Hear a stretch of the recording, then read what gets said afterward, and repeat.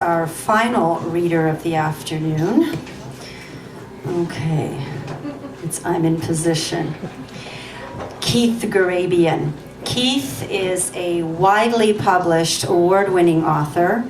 He's published over 1,200 reviews and interviews and features in over 80 newspapers, journals, and magazines in Canada and internationally. He's also published 19 books, including 5 of poetry. His newest, which we are delighted to be launching today on Guernica, is a collection of haiku titled Moon on Wild Grasses, including illustrations and cover art by the author, which I think might be a first for Guernica, right, Michael? I think so. Art inside and art on the cover by the author.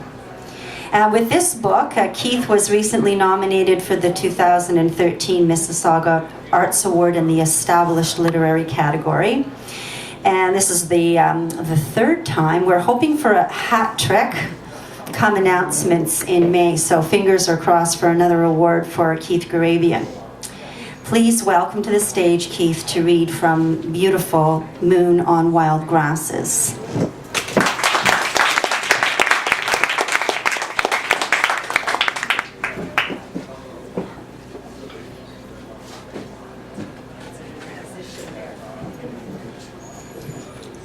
Thank you, Ilana. It's always a danger when you have a big build-up. You could be disappointing. Especially after the wide variety of writing that we've heard so far. Yeah, so in case you haven't noticed, this is the book, Moon on Wild Grasses. And I just want to show you the actual painting I did. I don't know how well you can see from here, but that's the full-size painting. I brought 2 others to show you because the other 2 also link to haiku in the book.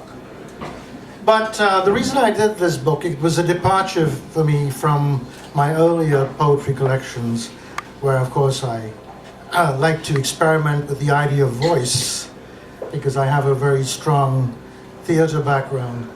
As a writer, I used to perform many, many years ago at the amateur and semi-professional level. And I still keep in touch by writing reviews and doing theater books. But haiku was a break for me from that, because it's a simple but profound way of seeing the everyday world. You're allowed to identify, you're allowed to empathize, although you have to try and suppress yourself, which leads to a paradox, because you cannot totally suppress the self, because there'd be no perception. However, haiku is a way of awakening the eye and mind, so that the ordinary becomes extraordinary.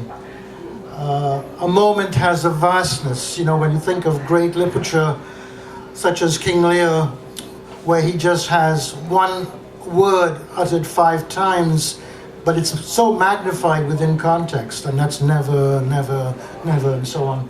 Or Beckett's Tramp, who says, "Let's go." And of course they don't, but again, that phrase reverberates with meaning. So haiku can be not just an image cluster, but an elegant compression. As I'm trying to show in this haiku from the book, and I'll just show you quickly the sketch I did, which in a way inspired the haiku. Unfortunately, the color ones couldn't make the book for obvious reasons. The budget doesn't allow that. But Michael, Marola, and Guernica gave me a very beautiful book, which I'm going to treasure as an artifact. But here's the haiku on that painting. Samurai archer bends his long black bow so tight his teachers quiver. So again, the pivot for me is the last word in the second line, tight, because of course it draws in the haiku very tightly and then releases it in the last line with, of course, the pun on the word quiver, which could also have an erotic meaning if you so desire. There are 4 parts to the book. The first part is called Time Shines, and that's an obvious theme. Here's one. Dewdrops at morning refresh the resting rosebuds, nature's ablutions. The next one came from a real experience when I was in Lantau many years ago. I dropped in to see this wonderful Buddhist temple and the statue of the reclining Buddha on top of the mountain. And I got there just when dusk had settled. And it was an unbelievable experience. I'm not a religious person, but I am spiritual. And it made a deep impression which has lasted to this day. And this is part of the impression. Incense in dusk's hush, sandal feet and scrips of smoke, temple bells and chants. Now, my haiku in the book is quite conservative, it's quite traditional in a formal sense, because I observe the traditional structure, the syllabic structure of haiku, 5-7-5. But of course the themes expand the scope of the haiku, plus the fact I didn't realize at the time the name for it, but what I attempted to do was make most of the haiku capable of utterance in a single breath, such as in this one. A floppy mushroom sprouts alone between old cracks of a stone staircase. Later on I realized I had learned what the name for that was. It's called an American sentence, which is something that Allen Ginsberg used in some of his writing, although of course in Ginsberg's case it was more oriented towards death, the subject of death. The second part of the book is called Looping Through Willows, which is a section about vulnerability, yearning, loss, emptiness, and grief, as in the three I'm going to read. And one of them has an illustration in the book. It's on page 36 for those who have the book. A lone little boy in a raggedy jacket stares at his torn feet. Again, without trying to, pressure the reader into making an emotional response, I wanted to transfer the adjectives to the object rather than to the boy. So I used raggedy jacket and torn feet to do that. And the next one, again, unfortunately, he couldn't make the book because it's in color. And of course, Michael was generous enough to do 13, so I'm not going to complain. But this was the picture I did as a schoolboy when I was 16 in Bombay, so there you have another irony. I was born there to an Armenian father and Anglo-Indian mother before coming to Canada as a teenager. So this picture is what gave me this haiku. Water in a jug, cradled in one arm, she dreams sweet nuptial pleasures. And again, using water as not only a primal element, but also in a sense, a kind of sensual or sensuous feature in the poem. And then cradle in one arm, the round shapes, which sort of create a kind of eroticism, if you like. Not to mention the last line, sweet nuptial pleasures.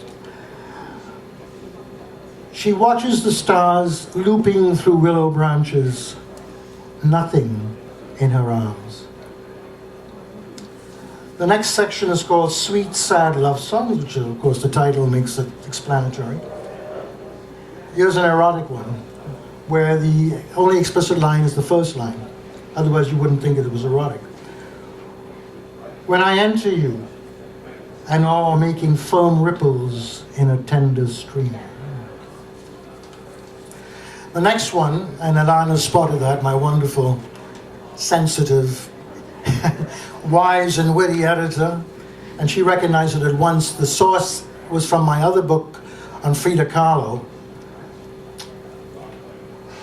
To paint you is mad. Lava bleeds into my mouth, tongue on fire, all red. And finally, the last section of the book is the most philosophical, reflective section, and is therefore called Man is Two Shadows, thinking back to Plato, of course. Man is two shadows on walls and in his own mind, daylight behind him. And the final haiku for me at this reading. I moor my boat by the river, its water deepening with tears.